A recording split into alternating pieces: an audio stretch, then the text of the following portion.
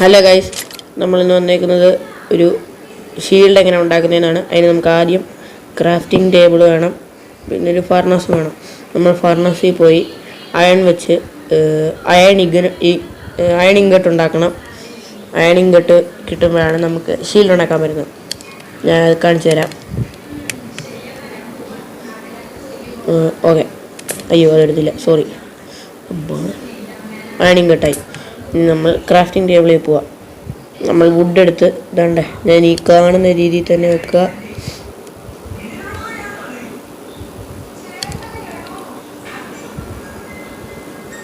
എന്നിട്ട് അയൺ ഇങ്കട്ട് എടുത്ത് ഈ നടുക്ക് തന്നെ വെക്കുക. ആണ്ടേ ക്രാഫ്റ്റിംഗ് ടേബിൾ ഇതായി. സോ അപ്പോൾ ഗൈസ് ഇത്ര കണ്ടില്ലേ, നമ്മളിത് ഉപയോഗിക്കേണ്ട എങ്ങനെയാണെന്ന് വെച്ചാൽ തന്നെ ക്രൗച്ച് ചെയ്തിരുന്നാൽ മതി. ആണല്ലേ. അപ്പം ഗൈസ് ഇത്രേ ഉള്ളൂ. Bye bye.